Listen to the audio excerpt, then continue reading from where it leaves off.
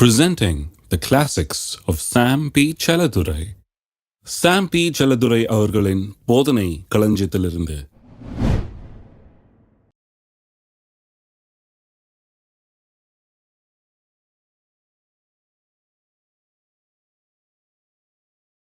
யோபு 33:26. அவன் தேவனை நோக்கி விண்ணப்பம் பண்ணும்போது அவருடைய சமூகத்தை கம்பீரத்தோடு பார்க்கும்படி அவர் அவன் மேல் பிரியமாகி அந்த மனுஷனுக்கு அவனுடைய நீதியின் பலனை கொடுப்பார். புதிய உடன்படிக்கையின் ஜெபத்தின் மாபெரும் மேன்மைகள் என்று சில காரியங்களை போதித்து வருகிறேன். அதில் முதல் மேன்மை என்ன? இயேசுவின் நாமம். இப்போ இரண்டாவது மேன்மை குறித்து பார்க்க போகிறோம். புதிய உடன்படிக்கை ஜெபத்தின் இரண்டாவது மேன்மை அது நீதி. இதை குறித்தான் கடந்த 2 வாரங்களாக போதித்து வருகிறேன். இது 3வது வாரமாக இப்போ தொடர்ந்து போதிக்கிறேன். தேவனுக்கு கம்பீரமாய் நிற்கக்கூடிய திராணி, இதுதான் நீதி. இந்த நீதி நமக்கு என்ன கொடுக்கிறது என்பதை குறித்து நான் சில காரியங்களை சொன்னேன். அதில் ஒரு சில காரியங்களை குறிப்பாக அதிக கவனம் செலுத்தி இன்றைக்கு போதிக்க விரும்புகிறேன். 1 கொரிந்தியர் 1:9 திருப்போம். 1 கொரிந்தியர் 1:9. இந்த நீதியின் மூலமாக தேவனோடு கூட நமக்கு ஐக்கியம் கொள்ளக்கூடிய ஒரு வாய்ப்பும் திராணியும் ஸ்லாக்கியமும் கொடுக்கப்பட்டிருக்கிறது. இதுதான் ஜெபத்திற்கு அடிப்படை. தேவனோடு கூட நீங்களும் நானும் ஐக்கியம் கொள்ளும்படியாக நமக்கு ஒரு எபிலிட்டி, ஒரு திராணி, தேவனோடு கூட வந்து உட்கார்ந்து அவரோடு கூட ஐக்கியம் கொண்டு அவரோடு சஞ்சரித்து அவரோடு பேசும்படியாக ஒரு திராணி நமக்கு கொடுக்கப்பட்டிருக்கிறது. 1:9 வாசிக்கிறேன். 1 கொரிந்தியர் 1:9. தம்முடைய குமாரனும் நம்முடைய கர்த்தருமாய் இருக்கிற இயேசு கிறிஸ்துவுடனே ஐக்கியமாய் இருப்பதற்கு உங்களை அழைத்த தேவன் உண்மையுள்ளவர். பாருங்க, வேதத்தை வாசிக்கும் போது எல்லா வார்த்தைகளுமே ரொம்ப முக்கியம். தம்முடைய குமாரனும் நம்முடைய கர்த்தருமாய் இருக்கிற இயேசு கிறிஸ்துவுடனே ஐக்கியமாய் இருப்பதற்கு உங்களை அழைத்த தேவன். தேவன் அழைத்திருக்கிறார். நாம எதற்கு அழைத்திருக்கிறார்? இயேசு கிறிஸ்துவுடனே கூட ஐக்கியமாய் இருப்பதுக்கு. அப்படி என்று சொன்னால் நாம நினைக்கிற மாதிரி இருக்குது இல்ல, ஐக்கியம் அல்ல. ஐக்கியம் என்று சொன்னால் கம்யூனியன், ஒன்றரை கலந்து விடுவது. அவரோடு கூட அப்படியே நாம் அவருக்குள்ளும் அவர் நமக்குள்ளும் இருக்கும்படியாக அப்படி ஒன்றாகி விடும்படியாக நம்மை அழைத்திருக்கிறார். நமக்கு அழைப்பு கொடுத்து நம்ம வரவேற்று ஏற்றுக்கொண்டிருக்கிறாராம். தேவன் நம்மை அழைத்து இயேசு கிறிஸ்துவோடு கூட நம்ம ஐக்கியமாய் இருப்பதற்கு நம்ம அழைத்திருக்கிறார். அந்த தேவன் அப்படி அழைத்தவர் உண்மை உள்ளவர் என்று சொல்லப்பட்டிருக்கிறது. அப்ப இயேசு கிறிஸ்துவோடு கூட நாம் இன்றைக்கு ஐக்கியத்திலே இருக்கிறோம். எத்தனை பேர் விசுவாசிக்கிறீங்க இயேசு கிறிஸ்து தைரியமாக தேவனுக்கு முன்பாக நிற்கிறவர் என்று? தேவனுடைய வலது பார்த்திலே உட்கார்ந்து இருக்கிறவர். முன்பாக நிற்கிறது மட்டுமல்ல, பக்கத்திலேயே உட்கார்ந்து கொண்டிருக்கிறார். ஆகவே தான் வேதவசனம் சொல்லுது, நாம் அவரோடு கூட உன்னதங்களிலே அவருடைய வலது பார்த்திலே உட்கார்ந்து கொண்டிருக்கிறோம் என்று சொல்லி. அப்ப நம்ம ஐக்கியத்துக்குள் அழைத்திருக்கிறார் என்று சொன்னால் அதுல என்ன அர்த்தமாகிறது என்றால், கிறிஸ்து தேவனுக்கு முன்பாக எப்படி இருக்கிறாரோ, எப்படி நிற்கிறாரோ, எந்த அந்தஸ்தை உடையவராக இருக்கிறாரோ, எப்பேற்பட்ட ஸ்லாக்கியங்களையும் உரிமைகளை உடையவராக இருக்கிறாரோ, எப்பேற்பட்ட அந்தஸ்தோடு தேவனுக்கு முன்பாக அவர் இருக்கிறாரோ, அப்பேற்பட்ட அந்தஸ்தோடு நாமும் இருக்கும்படியாக, அதுதான் கிறிஸ்துவோடு ஐக்கியமாகிறது என்று சொன்னால் அர்த்தம். கிறிஸ்துவுக்கு இருக்கிற அந்தஸ்து அப்படியே நமக்கு கொடுக்கப்படும்படியாக, அதே அந்தஸ்தை நாமும் பெற்று அவரை போலவே இருக்கும்படியாக நாம் அழைக்கப்பட்டிருக்கிறோம். அப்ப நான் ஜெபம் பண்ணும்போது நான் இதை நினைவு கூற வேண்டும். ஒரு பெரிய அந்தஸ்தோடு நான் வந்திருக்கிறேன். ஜெபம்ங்கிறது பிச்சைக்காரன் வந்து கதவு தட்டுறது மாதிரி இல்லை. ஒரு பெரிய அந்தஸ்துக்குரியவன் வந்து கேளுங்கள் கொடுக்கப்படும், தட்டுங்கள் திறக்கப்படும், தேடுங்கள் கண்டடைவீர்கள் சொல்லி இருக்கிறபடி உரிமையோடு தட்டுகிறவன் வந்திருக்கிறான், உரிமையோடு கேட்கிறவன் வந்திருக்கிறான். இது ஏதோ கெஞ்சி புலம்பி மன்றாடி கிடைக்குமோ கிடைக்காதா என்று கேட்கிற காரியம் அல்ல. ஜெபம் என்கிற சொல்லுகிறது ஒரு பெரிய அந்தஸ்துக்குரியவன். கிறிஸ்துவுக்கு என்ன அந்தஸ்து இருக்குதோ அந்த அந்தஸ்தோடு இவன் ஐக்கியமாகி விட்டான். கிறிஸ்துவை போலவே இவனை பார்க்கிறார் தேவன். இப்பொழுது கிறிஸ்துவை எப்படி ஏற்றுக்கொள்கிறாரோ அப்படியே இவனை ஏற்றுக்கொள்கிறார். கிறிஸ்துவுக்கு எந்த அந்தஸ்து இருக்கிறதோ அந்த அந்தஸ்து இவனுக்கு இன்றைக்கு கொடுக்கப்பட்டிருக்கிறது. இதை புரிந்து கொள்ள வேண்டும். பாருங்க, இதுதான் நீதி. நீதியின் உணர்வை உள்ளவர்களாக இருக்க வேணும். இன்றைக்கு என்ன பிரச்சனைனா, கிறிஸ்தவர்களுக்கு இன்றைக்கு பாவ உணர்வு தான் அதிகமாக இருக்குது. நீதி உணர்வை காட்டிலும் சின் கான்ஷியஸ்னஸ், பாவ உணர்வு அதிகமாக இருக்கிறது. ரைச்சஸ்னஸ் கான்ஷியஸ்னஸ், அதாவது நீதியின் உணர்வு இன்றைக்கு அறவே அனைவருக்கு கிடையாமல் இருக்கிறது. நான் நீதிமான் என்கிற உணர்வு இல்லை, நான் பாவி பாவி பாவி என்கிற உணர்வே தான் இருக்குது. அதுக்கேற்ற மாதிரி சில நேரத்தில் பாடலெல்லாம் பாவத்தை பற்றிய பாடலாக இருக்குது. நாம் பாவி நாம் பாவி நாம் பாவின்னு பாடிட்டு அப்புறம் நீங்கள் பாவி நீங்கள் பாவி நீங்கள் பாவின்னு ஒரு பிரசங்கம். அப்புறம் நான் பாவின்னு ஒரு ஜெபம், அப்புறம் இந்த பாவிகளுக்கெல்லாம் ஒரு ஆசீர்வாதம். ஆகவே வீட்டுக்கு போகும்போது வந்ததை காட்டிலும் போகும்போது இன்னும் அழுத்தமா ஆழமா நான் பாவிதான் அப்படின்ற உணர்வோடு போய் கொண்டிருக்கிறார்கள் அநேக கிறிஸ்தவர்கள். கொஞ்சம் யோசித்து பார்க்க வேணும், பாருங்க என்ன பண்ணிட்டு இருக்கிறோன்னு. பாவ உணர்வு பெருகி கொண்டே இருக்கிறது, நீதிமான் என்கிற உணர்வு பெருகவில்லை. இன்றைக்கு அநேகர் 30-40 வருஷம் கிறிஸ்தவர்களாக இருக்கிறார்கள். நான் தேவனுடைய பிள்ளை, நான் நீதிமான், கிறிஸ்து எப்படி தேவனோடு நிற்கிறாரோ அதே போல நான் நிற்கிறேன், அவருக்கு கொடுக்கப்பட்டிருக்கிற அந்தஸ்தை தேவன் எனக்கு கொடுத்திருக்கிறார். ஏனென்றால் எனக்கு எதாவது என்னுடைய நீதியை கொடுக்கல, என்ன முன்ன விட கொஞ்சம் பெட்டர் ஆக்கி இல்லை, இப்ப அவர் தம்முடைய நீதியை எனக்கு கொடுத்திருக்கிறார், அவரே எனக்கு நீதியாக இருக்கிறார். அப்ப என்னுடைய அந்தஸ்தை எப்படி உயர்த்தி இருக்கிறார் என்பதை நான் யோசித்து பார்க்க வேண்டும். அருமையானவர்களே, இருக்கீங்களா? இதெல்லாம் அற்புதமான காரியங்கள். இதையெல்லாம் கற்றுக்கொண்டால் நம்முடைய வாழ்க்கையிலே பெரிய மாற்றங்களை நாம் காண்போம். அநேக கிறிஸ்தவர்களுக்கு இன்னைக்கு என்னென்ன பாவ உணர்வு தான் அதிகரித்திருக்கிறது. அவர்கள் தங்களை பாவிகளாக காண்கிறார்கள். தேவனை பெரிய பரிசுத்தராகவும் தூரமானவராகவும் நெருங்கக்கூடாதவராகவும் நாம் ஏறெடுத்து பார்க்கக்கூடாத ஒருவர் தான் தேவன் என்று அப்படி எண்ணிக்கொண்டிருக்கிறார்கள். தேவன் எப்போதான் நமக்கு மேலே ஒரு தப்பை கண்டுபிடிச்சு உடனே மடார்னு தலையில் போடலான்னு ஒரு கொம்பை வச்சுட்டு அப்படியே உட்கார்ந்துட்டு இருக்கிறது போல தான் இவர்களுக்கு தேவனை குறித்த ஒரு காட்சி இவர்களுக்கு கொடுக்கப்பட்டிருக்கிறது. தேவன்னா யாரு? அவர் உட்கார்ந்துட்டு இருக்கார், அவர் கொடூரமானவர், அவர் பெரிய பரிசுத்தர், அவர் மனுஷன் நெருங்கக்கூடாத ஒரு இடத்துல இருக்கிறார், மனுஷன் அவருக்கு முன்னால் நிற்கவே முடியாதாக்கும். எப்ப பாவம் செய்யணும் பார்த்துக்கிட்டே இருக்கிறார். அவருக்கு நாலா பக்கமும் கண்ணு உண்டு, பார்த்து மடார்னு மட்டுன்னு தலையில வைக்கும்படியாக அவர் வாஞ்சையோடு காத்து கொண்டிருக்கிறார். இதுதான் தேவனை குறித்த பிக்சர் பாருங்க அநேக பேருக்கு. தேவன் அப்படி நான் என்னன்னா நான் ஒரு பெரிய பாவி, பாவியில மகா பெரிய பாவி, அசுத்தன், குப்பை, தூசி, இப்படிதான் அநேகருக்கு ஒரு பிக்சர், தங்களை குறித்த ஒரு தவறான ஒரு பிக்சர், தவறான ஒரு கான்செப்டை, ஒரு தவறான கருத்தை உள்ளே வைத்திருக்கிறார்கள். ஆனா முதலாவது நாம் தேவனை குறித்து ஒரு சரியான கருத்தை, ஆக்யூரேட் நாலேஜ், சரியான அறிவை உடையவர்களாக இருக்க வேண்டும். தேவன் எப்படிப்பட்டவர் என்பது நம்ம அழைத்த தேவன் என்று சொல்லப்பட்டிருக்கிறது. நம்ம ஐக்கியத்துக்குள்ள அழைத்த தேவன், அவர் யார்? அந்த தேவன் நம்ம அழைத்த தேவன் உண்மை உள்ளவரா? உண்மை உள்ளவர்னா அழைத்தவர் உள்ள வந்தவன எட்டி உதைக்க போறது இல்லை, உள்ள வந்தவன வேணான்னு சொல்லுகிறது இல்லை, உள்ள வந்தவன வெறுப்போட நம்ம பார்க்கிறவர் இல்லை. கர்த்தராகி இயேசு கிறிஸ்துவோடு ஐக்கியமாயிருப்பதற்கு நம்ம அழைத்த தேவன் உண்மை உள்ள தேவன். இந்த அழைப்பை அவர் ஒருபோதும் மாற்றிக்கொள்ளுகிறது இல்லை. அவர் நம்மை பார்க்கிற விதம் வானமும் பூமியும் ஒளிந்து போனாலும் அவர் நம்மை பார்க்கிற விதம் ஒருபோதும் ஒளிந்து போகவே போகாது. நம்ம ஒரு மாதிரி தான் அவர் பார்க்கிறார். எப்படி பார்க்கிறார்?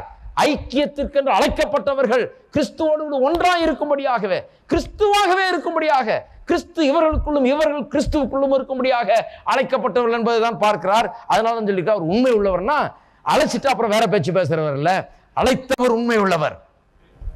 அப்ப இந்த தேவனை குறித்து சில காரியங்களை நாம் சரியாக அறிந்து கொள்ள வேண்டும், சரியான அறிவு உள்ளவர்களாக இருக்கணும். தேவன் யார்? நான் சொல்லுகிறேன், தேவன் நம்முடைய தகப்பன், பரலோக தகப்பன்.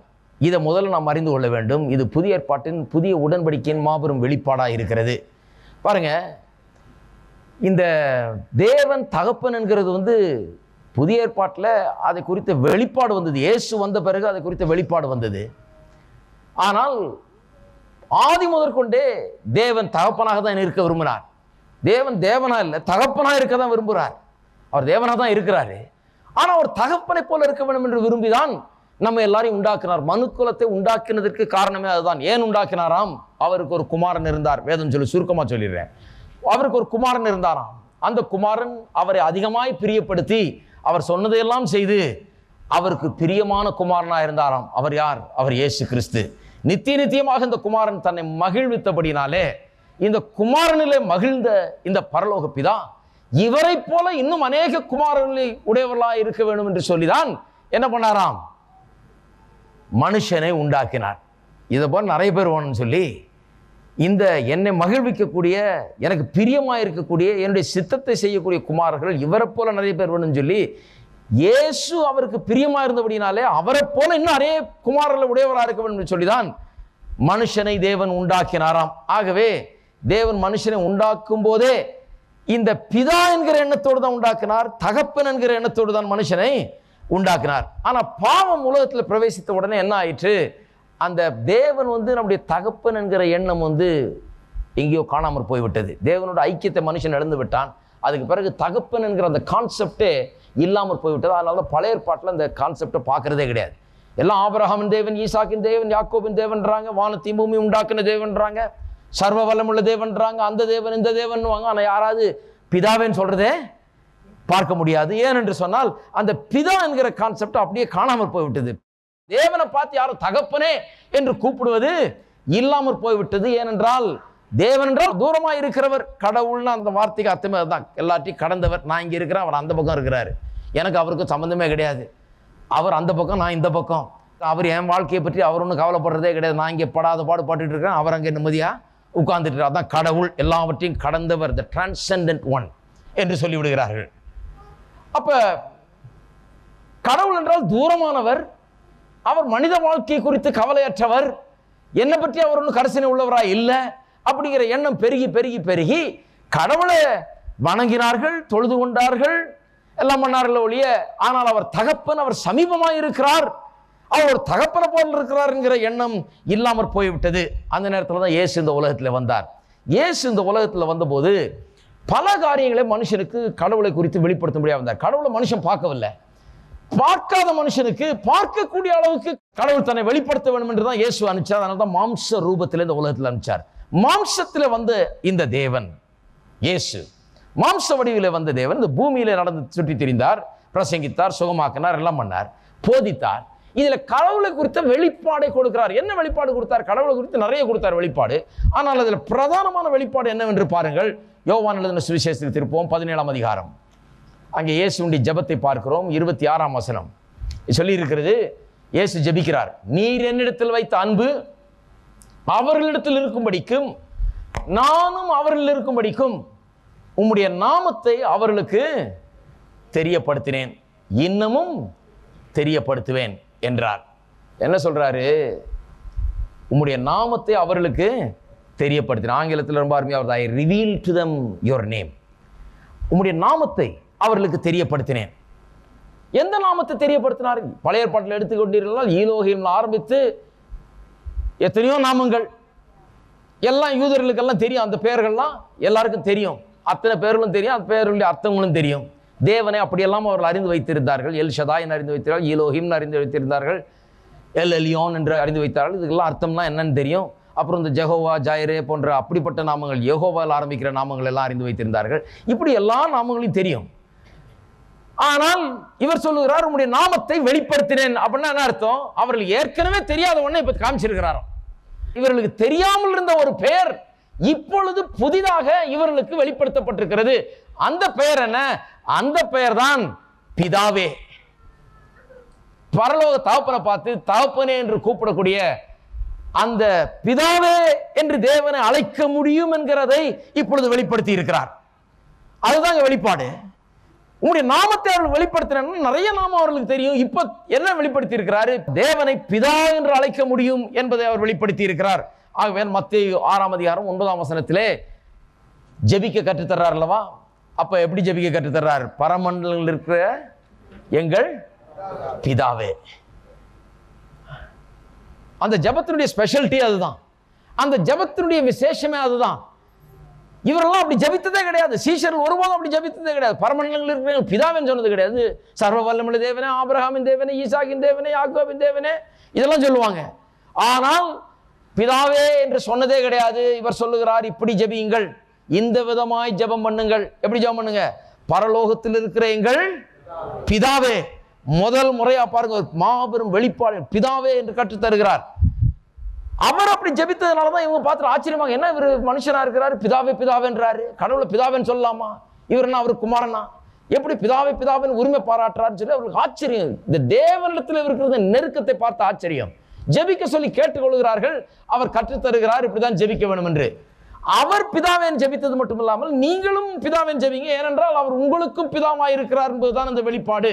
வாசிக்கிறேன் பாருங்க, மத்தேயு 6ஆம் அதிகாரம் 8ஆம் வசனத்துல எப்படி ஜெபம் பண்ணணும்னு சொல்றாரு.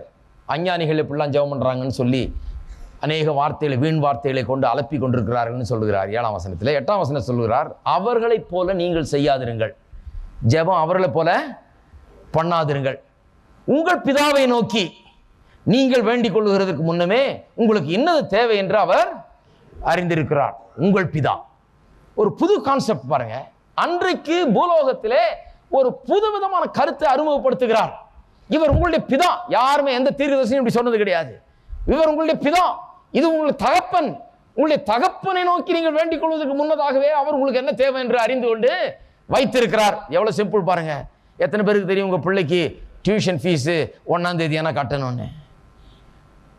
3 வயசு குழந்தை வந்து அப்பா ஃபீஸ் கேட்குறாங்க ஸ்கூலில், உங்கள் அப்பா எங்கன்னு கேட்டாங்க அப்படின்னு சொன்ன பிறகு ஃபீஸை கட்டுறீங்க? கிடையாது. உங்கள் பிள்ளை சொல்கிறதுக்கு முன்னாடியே உங்களுக்கு தெரியும் ஃபீஸை கட்டணும்னு 1ஆம் தேதி. அதுதான் இங்கே அர்த்தம். நீங்கள் பிதாவிடத்தில் வேண்டிக் கொள்வதற்கு முன்பதாகவே உங்கள் பிதா உங்களுக்கு என்ன தேவை என்பதை ஏற்கனவே அறிந்து வைத்திருக்கிறார். என்ன அருமையான வெளிப்பாடு பாருங்க. உங்கள் பரலோக பிதா. நான் சொல்லுகிறேன், நிறைய கிறிஸ்தவர்கள் நான் பார்த்துருக்கிறேன் பாருங்க. என் வாழ்நாளில் இதுலேயே ஊறி போனவன் நான். நிறைய கிறிஸ்தவர்கள் வருவாங்க, எனக்கு யாரும் கிடையாது இந்த பூமியில், எனக்கு யாரும் கிடையாது. என்ன கிறிஸ்தவர்கள் எனக்கு ஒன்றும் புரியல பாருங்க. நான் ஒரு அனாதை ஐயா, ஒரு ஏழை விசுவாசி அனாதை, எனக்கு யாரும் எவருமே கிடையாது. நான் சொல்லுகிறேன், அப்படி ஒருவேளை இந்த இடத்துல வந்து உட்கார்ந்து கொண்டிருந்தீர்களா, நான் உங்களுக்கு சொல்லுகிறேன், உங்களுக்கு ஒரு பரலோக பிதா ஒருவர் உண்டு, ஒரு அன்பின் தகப்பன் ஒருவர் உண்டு, ஒரு நல்ல தேவன்.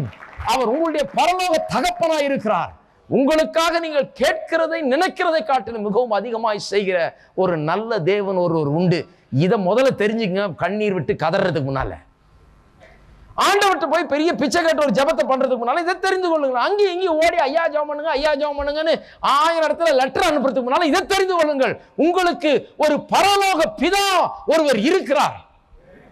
இருக்கிறார்னு உடனே லெட்டர் எல்லாம் மூடி வச்சுட்டு பரலோக பிதா எனக்கு இருக்கிறாரா, நான் அவர்கிட்ட போய் கேட்க போறேன்ற எண்ணம் வரும். அந்த எண்ணம் உண்டாகல பாருங்க கிறிஸ்தவர்களுக்கு இன்றைக்கு.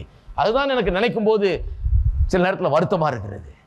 எனக்கு ஒரு பரலோக தகப்பன் இருக்கிறார், எனக்கு என்ன தேவை என்பதை தேவை எழும்பு முன்னாலே அவருக்கு தெரியும் என்று சொல்லுகிறார். இன்னும் வாசிக்கிறேன் பாருங்க. இதே அதிகாரத்தில் 26ஆம் வசனத்தை பாருங்க. நிறைய வாசிக்கலாம், இங்க சுருக்கமாக வாசிக்கிறேன். ஆகாயத்து பட்சிகளை கவனித்து பாருங்கள், அவைகள் விதைக்கிறதும் இல்லை, அறுக்கிறதும் இல்லை, களஞ்சியங்களில் சேர்த்து வைக்கிறதும் இல்லை, அவைகளையும் உங்கள் பரமபிதா பிழைப்பூட்டுகிறார். அவைகளை பார்க்கலும் நீங்கள் விசேஷித்தவர்கள் அல்லவா? அவைகளை யார் பிழைப்பூட்டுகிறதாம்? உங்கள் பரமபிதா. என்னுடைய தகப்பன் தான் இந்த ஊர்ல இருக்கிற அத்தனை காட்டு மிருகங்களுக்கும், காட்டில் இருக்கிற அத்தனை மிருகங்களுக்கும், வானத்தில் பறக்கிற அத்தனை பறவைகளுக்கும், சமுத்திரத்திலே நீந்தி கொண்டிருக்கும் அத்தனை மீன்களுக்கும், கோடான கோடி ஜீவராசிகளுக்கும் அன்றாட ஆகாரத்தை தருகிற பணக்கார தகப்பன் என்னுடைய தகப்பன்.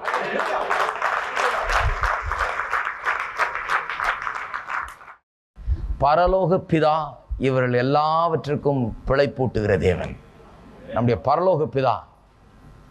அவர் ஒருபோதும் பட்டினி போடுகிறவர் கிடையாது. இது பறவைகளுக்கு தெரியும். அதனால தான் சொல்றாரு, இதெல்லாம் பாருங்க, அவைகள் விதைக்கிறதும் இல்லை, நூற்கிறதும் இல்லை, அறுக்கிறதும் இல்லை, ஒன்றும் பண்றது இல்லை.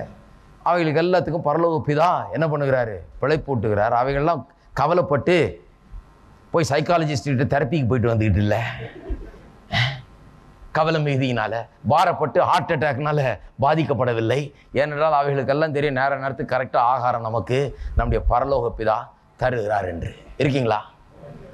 மறுபடியும் அவருடைய கருத்து என்ன? உங்கள் பரலோக பிதா. இந்த மெசேஜை he wants to get across. எப்படியாவது இந்த செய்தியை சொல்லிடணும் ஜனங்களுக்கு. உங்கள் பரலோக பிதா, இதுதான் தெரியாமல் இருந்தது அவங்களுக்கு. அவர் தேவன், இவர் தேவன், இவருக்கு அவர் தேவன், அவர்பட்ட தேவன், மோசேயின் தேவன், அந்த தேவன், இந்த தேவன்லாம் தெரியும். அந்த கதையெல்லாம் தெரியும் உங்களுக்கு. பெரிய மதவாதிகள் மாதிரி இருப்பாருங்க, எல்லாம் தெரியும். ஆனால் இவருடைய பரலோக தகப்பன், என்னுடைய தகப்பன், என்னுடைய தேவைகளை காண்கிற தகப்பன், எனக்கு தேவை உண்டாகுமாகவே என்று தேவை என்பதை அறிந்திருக்கிற தகப்பன், இவர் என்னுடைய தகப்பன். தகப்பனத்தில் நாம் போய் கேட்கறது போல இவர்கிட்ட கேட்கலாம். கேட்கறதுக்கு முன்னாலே அவர் தெரிந்து வைத்திருக்கிறார். இதெல்லாம் இன்றைக்கு அநேக கிறிஸ்தவர்களுக்கு புரியாமல் இருக்கிறது. இன்னும் கொஞ்சம் வாசிக்கிறேன், பார்ப்போம். 32ஆம் வசனம். இவைகளெல்லாம் அஞ்ஞானிகள் நாடி தேடுகிறார்கள். இவைகளெல்லாம் உங்களுக்கு வேண்டியவைகள் என்று உங்கள் பரமபிதா அறிந்திருக்கிறார். எதையெல்லாம்? எண்ணத்தை புசிப்போம், எண்ணத்தை கொடுப்போம், எண்ணத்தை உடுத்துவோம், இதையெல்லாம் யார் தேடுறதா? அஞ்ஞானிகள் என்று சொன்னா கடவுளை அறியாதவர்கள், அவர்கள் தேடிக்கொண்டிருக்கிறார்கள். ஆனால் இவைகளெல்லாம் உங்களுக்கு வேண்டியவைகள். என்ன ஆச்சரியமா இருக்கு பாருங்க. இவைகளெல்லாம் எனக்கு வேண்டியவைகள் என்று பரலோக பிதா அறிந்திருக்கிறார். அவர் ஏற்கனவே அறிந்து வைத்திருக்கிறார்.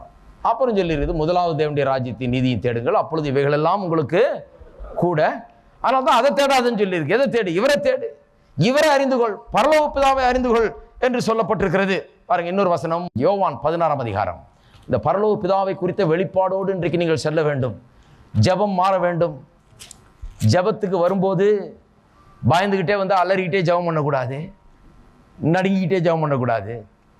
ஜெபத்துக்கு வரும்போது கம்பீரத்தோடு அவருடைய சமூகத்தில் நின்று அவருடைய முகத்தை பார்க்கக்கூடியவர்களாக இருக்க வேண்டும். இருக்கீங்களா? அதுதான் ஜெபம். அதுக்கு தான் இன்றைக்கு எய்ம் பண்ணி பிரசங்கம் பண்ணிட்டு இருக்கிறேன். 16ஆம் அதிகாரம் 27ஆம் வசனம், 16, 27.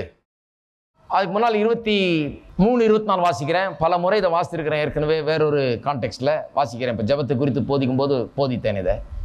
ஆனால் கான்டெக்ஸ்டோட வந்தால் நல்லா இருக்கும் பாருங்கள். 23லேருந்து, அந்த நாளிலே நீங்கள் என்னிடத்தில் ஒன்றும் கேட்க மாட்டீர்கள், மெய்யாகவே மெய்யாகவே நான் உங்களுக்கு சொல்லுகிறேன், நீங்கள் என் நாமத்தினாலே பிதாவினிடத்தில் கேட்டுக்கொள்வது எதுவோ அதை அவர் உங்களுக்கு தருவார். இதுவரைக்கும் நீங்கள் என் நாமத்தினாலே ஒன்றும் கேட்கவில்லை. எதுவரைக்கும்? பழைய உடன்படிக்கையின் கீழே. இப்போ அந்த நாள்னா எந்த நாள்? உயிர்த்தெழுதல் நாள், புதிய உடன்படிக்கை ஆரம்பமாகிற நாள். கேளுங்கள், அப்பொழுது உங்களுக்கு சந்தோஷம் நிறைவாக இருக்கும்படி பெற்றுக்கொள்வீர்கள். தான் அதனுடைய அர்த்தம். அப்புறம் அதெல்லாம் சொல்லிட்டு 26 சொல்றார், அந்த நாளில், எந்த நாளில்? புதிய உடன்படிக்கையின் ஆரம்ப நாள், உயிர்த்தெழுதல் நாளில் நீங்கள் என் நாமத்தினாலே வேண்டிக் கொள்வீர்கள், உங்களுக்காக பிதாவை நான் கேட்டுக்கொள்வேன் என்று உங்களுக்கு சொல்ல வேண்டியதில்லை. ரொம்ப முக்கியமான பாயிண்ட் அவர் சொல்றாரு.